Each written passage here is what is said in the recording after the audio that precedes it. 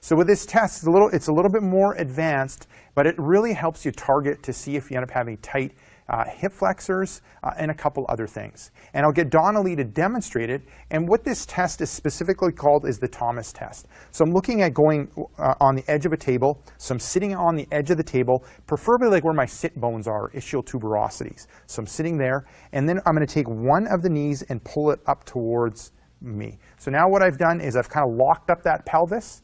You can see Donnelly's got great posture, upright posture, and now she's going to rock back, and she's going to let that other leg hang there. And I'm looking at 3 different things. I'm looking for 3 things that could be happening. I want to see if the hamstring or the back of the thigh, if it's off of the, if it's kind of off of the mat or the plinth here. And what that'll end up showing me is hip flexor tightness. So with Donnelly, she's fine. The back of her hamstring is like below the plinth area. So she's fine when it comes to hip flexor tightness or iliopsoas tightness. The second thing I'm looking at is I want to take a look at this knee here. Now, if the bend in the knee ends up being greater than 70 degrees, then what that ends up showing me ends up showing me that she ends up being tight in that rectus femoris.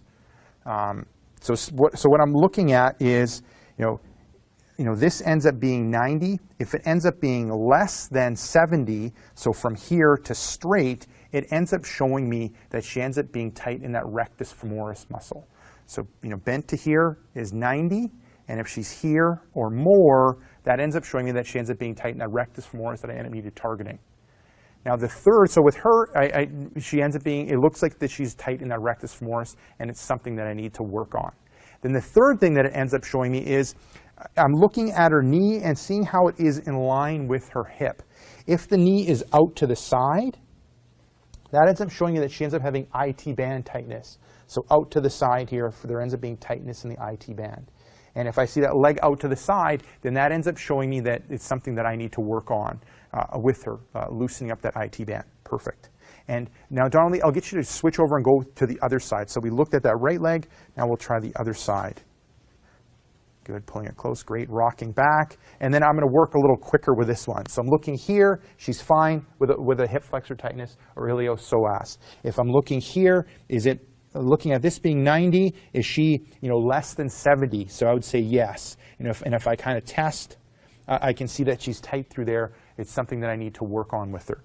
If I look at that knee in line with the hip, it's fine that it's not popped out to the side, but if it was popped out to the side like this, the knee outside of that hip, that would show me that she has IT band tightness, so she doesn't. Perfect, Donnelly. So looking at all that, it shows me that with Donnelly, I need to work on her rectus femoris or like her quad tightness, and she's fine when it comes to hip flexor tightness, and she's fine with IT band tightness. And if you saw some of the other videos that I have done with Donnelly, you could see that she ends up being good when it comes to her hip flexor flexibility.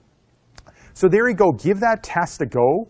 What ends up working well is if you use like your iPhone and you go through the movement and someone kind of films you go through the movement from the side and from the front, you can end up taking a look at it.